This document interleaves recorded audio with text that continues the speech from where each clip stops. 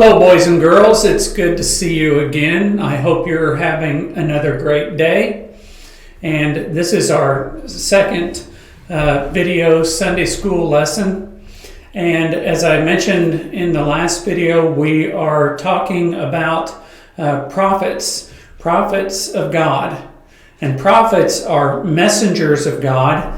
God gives them a message and says, go and tell the people. And oftentimes in the Bible, the prophet will say, thus says the Lord. And then he gives the message that God has given him to give to the people. Last time, we talked about Joseph. This week, we are going to talk about Moses as a prophet of God. So, let us begin our story. So like in our last story with Joseph, we're going to be using our tan-colored background. And I wonder what this color could represent. Of course, it could probably represent sand, or it could represent light-colored dirt, or I've even seen clays this color, so maybe this could represent clay. But since our story today kind of takes place in the desert, this is going to be like a desert sand. So as I mentioned, in our last story, we had a figure that we called Joseph.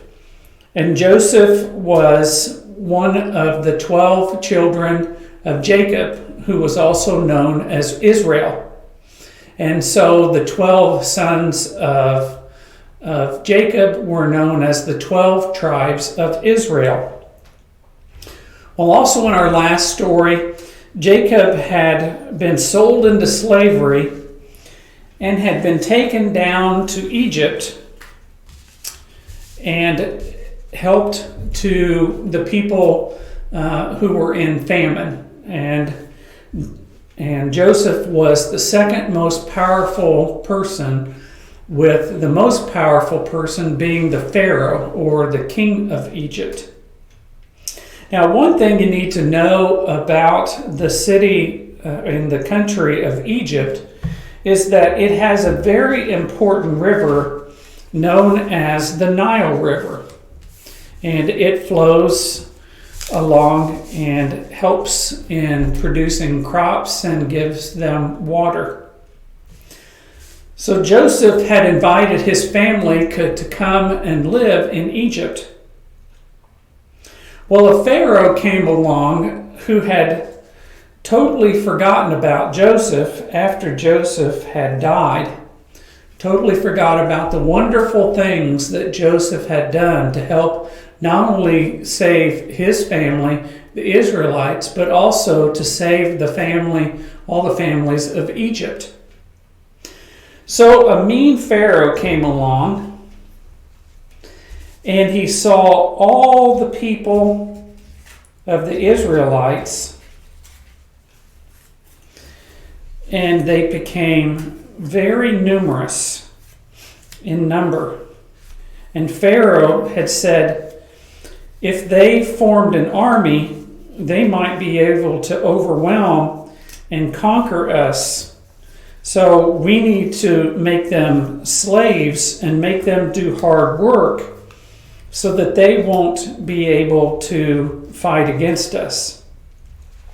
So the Pharaoh set them to do hard work, making their pyramids and making all of their temples in Egypt. And the people of Israel, they didn't like that, and they cried out to God. They prayed to God all the time, dear Lord, please come and save us. Well, there was a man born who was an Israelite, and his mother was afraid that he was going to get killed when he was an infant. And so she made a basket and put him into the Nile River, and he was discovered by the Egyptians and was raised as an Egyptian, and his name was Moses. When Moses became a young man, he found out that he was not an Egyptian, but he was actually an Israelite. And so he went to live with the Israelites. And Pharaoh didn't like that very well, so he wanted to try to kill him.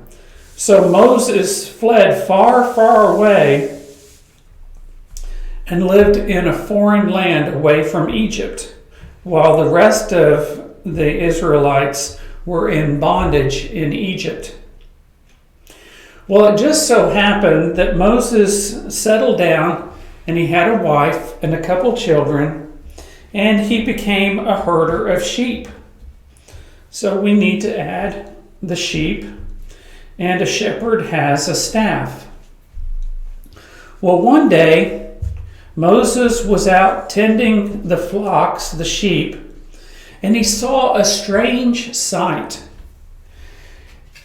He saw a tree or a bush that was on fire, but the bush was not harmed. It wasn't being burnt up. And Moses says, I need to go check this out. This is a strange sight. I see this bush that's on fire, but it's not being burned up. So Moses goes and investigates the bush, but when he gets close to the bush, he hears a voice. It's the voice of God. And God says to Moses, Moses, Moses, don't come any closer. Take the sandals off your feet, for the ground in which you are standing is holy ground. And then God goes on and tells Moses that he wants Moses to take his staff and to go back to Egypt, all the way back to Egypt, and to make Pharaoh release the Israelites, to let them go free. Well, Moses argued with God, saying that he was not a very good speaker and that he couldn't necessarily do it by himself. And God says, I will be with you. I am the God of your ancestors, the God of Abraham, the God of Isaac, and the God of Jacob. And I am who I am. So Moses says, well, if I go and I say that God wants to release you, who do I say this God is? God says, I am. So Moses says, all right, I'll tell the people that the God I am, or in the Hebrew word is Yahweh, wants to release the people. So Moses makes the trek back to Egypt. And he confronts Pharaoh. And he says, Pharaoh, the God I am, the God of my ancestors, the God of Abraham, the God of Isaac, and the God of Jacob, says, let my people go.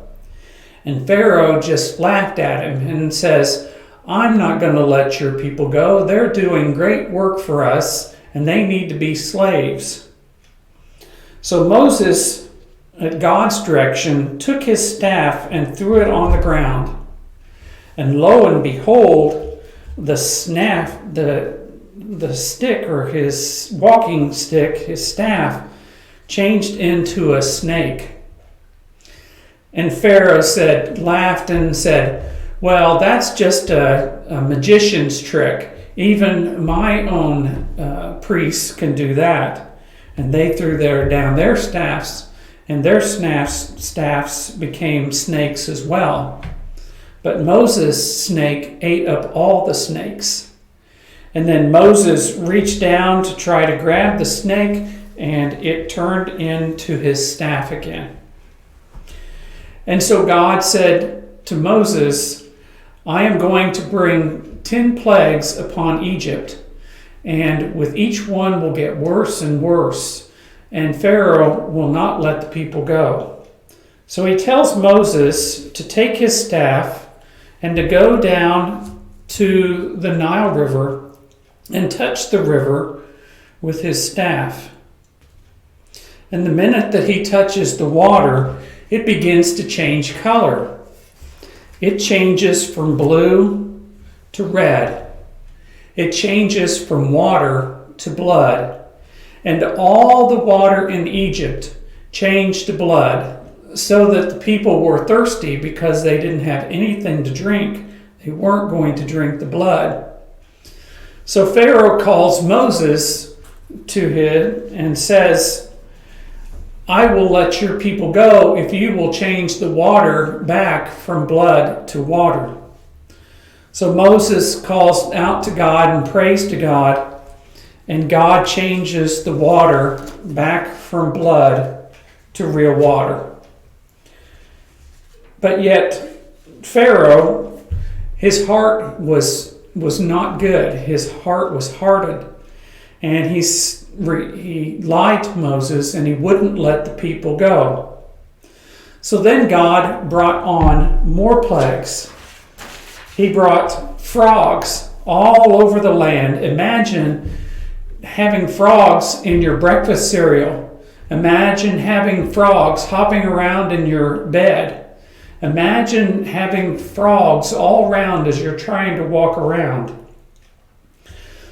So Pharaoh says, enough, get rid of the frogs. So Moses gets rid of the frogs, and yet Pharaoh still wouldn't let the people go.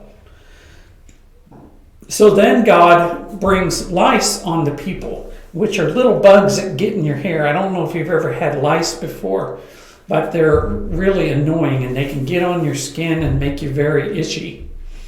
And so the people were miserable. And so Moses says, if you let my people go, the lice will go away. And Pharaoh says, I'll let them go. But Pharaoh changed his mind again. So then God brought flies over the whole land. Imagine having to swat flies all the time. Well, that's what happened to the Egyptians. And all of these plagues only happened to the Egyptians. It didn't happen to the Israelites.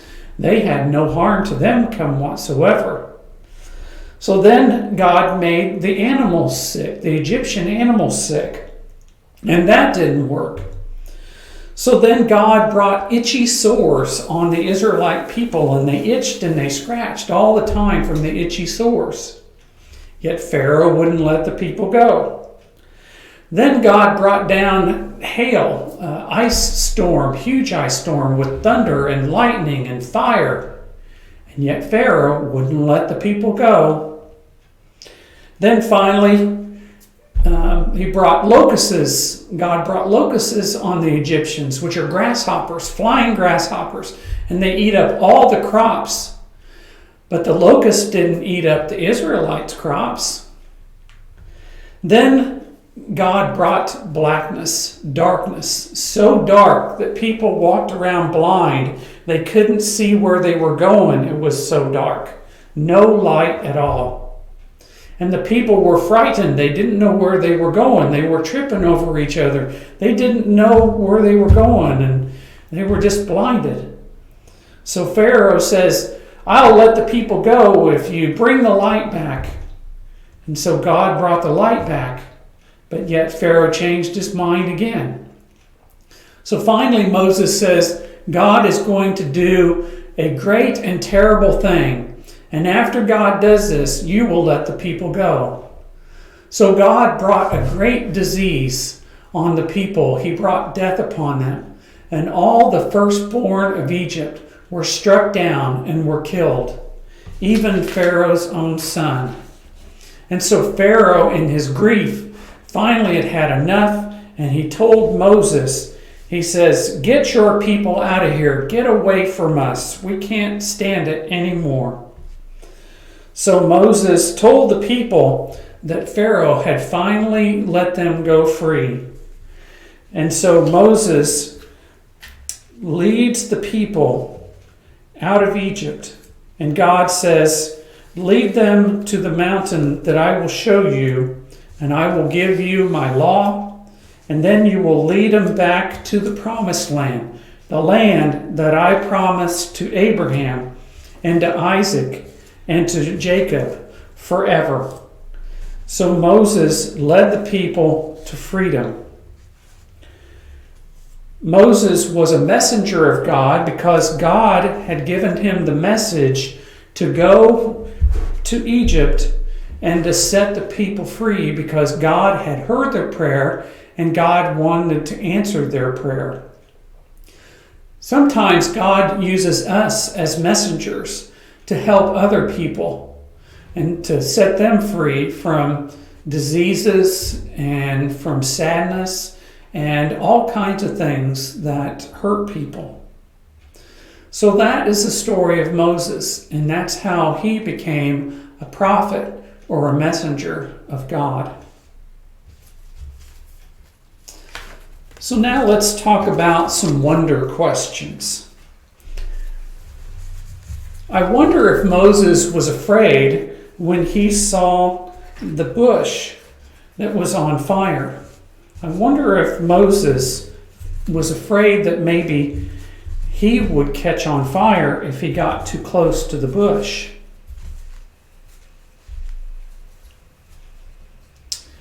I wonder what the ground felt like when God told Moses to take his sandals off.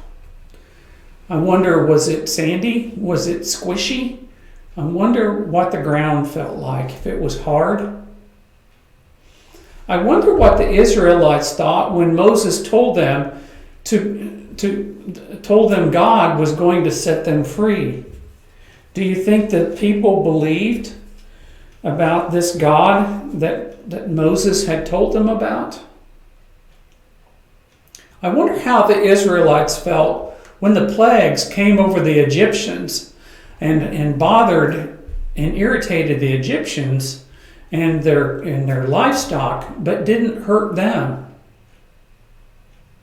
I wonder if any of the Israelites decided to stay in Egypt after they were told they could leave.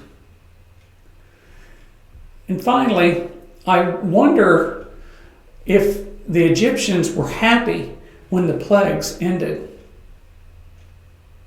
Now, I know these are a lot of questions and a lot of wonder questions to think about.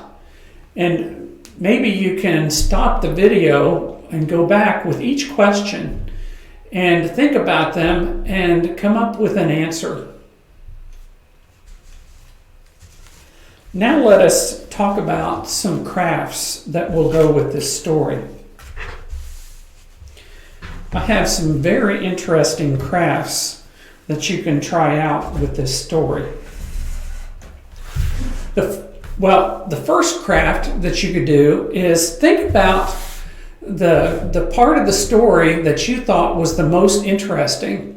And maybe you can just take a piece of paper and a pencil or some crayons or color pencils and draw the part of the story that you like best.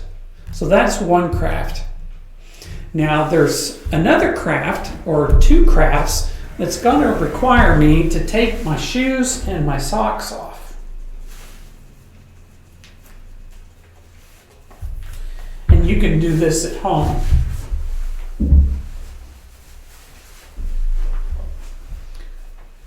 So now, while you're taking your shoes off, then you need to get a piece of blank paper and set it down on the ground. I'll set it on the table. And take your foot and put it on the piece of paper and take a marker or a pen or pencil and draw around your foot. And then put your other foot next to it, and I have big feet, and draw your other foot. And then you can put fingernails or toenails on it. So then you end up with a picture like this. And then remember in the story when Moses says, take your shoes off or your sandals off, for the ground in which you are standing is holy ground. So on one foot, write the word holy, and another foot, write the word ground. So holy ground, so that your feet, wherever they're standing, are on holy ground. And then if you want to, you can you can cut out the feet and hang them up someplace. And then as you get older, you can watch how your feet grow. Another craft in which you can do. And I learned this from when I was running. The first time that I went to buy a pair of running shoes, they needed to know whether or not my feet were flat, or did I have normal feet, or did I have feet that were very high arched? Because there are shoes for people with flat feet, for regular feet, and for high arched feet. So something that you can do is take a colored piece of paper. It really doesn't matter which color. And in this case, I'm using brown paper. What you do is you take your foot and you get a pan of water and you put your foot in the water, and then you press it down lightly on the paper. And then when you lift your foot up, you can see an image of your foot in there. And if the image is all the way filled up, it means that you have a flat foot. If you have a little bit of an indent, it means that you have a regular foot. But mine has a really big gap here, and that means that my feet are very high arched. And then if you want to, you can take a pen or a pencil and you can draw around the wetness, and then you can keep that image as a reminder. And like in the previous one, maybe you can write the words holy and ground for each foot. So then that's another craft that you might be able to do at home, a simple craft. And then finally, I have kind of an interesting, not call it a science project. And what you need to do is either get like glass jars, and you need 3 of them, or if you have plastic containers, but they need to be clear, they need to be see-through. And so in the first jar, you're going to pour some water. Let's see if I can pour some water in here. And then in the second cup or jar, you're going to put some cooking oil.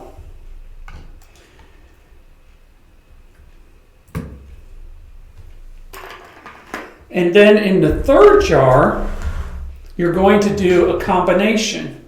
You're going to put some water in it. And then you're going to put some of the cooking oil in it. And you need to wait a minute, because there's an old saying, a scientific saying, that says oil and water don't mix. So the water is actually heavier than the oil. So the water is on the bottom and the oil is on the top. Then you need to get some red food coloring. And you can get this at the grocery store. And then you're going to put 2 or 3 drops in the container that has the regular water. You're going to put 2 or 3 or 4 drops in the one that has the oil. And then you're going to put 3 or 4 drops of water in the container that has the mixture of the oil and the water. Now, I'm not going to do this on this video because I want you to do it at home, because something really interesting is going to happen. And this story this craft kind of relates to the story, or the part of the story in which Moses turned the water, with God's help, the Nile River into blood. So I want you to try this at home and see what happens. It's very, very interesting. What happens to the water, to the dye in the water, what happens to the food coloring or the dye in the oil. And then the very interesting thing is what happens to the food coloring when it goes into the mixture. So that is the story and the wonder questions and the craft for Moses. And so now we know all about Moses and how Moses was a prophet of God. I bid you farewell, God's peace, and have a wonderful and happy day. Amen.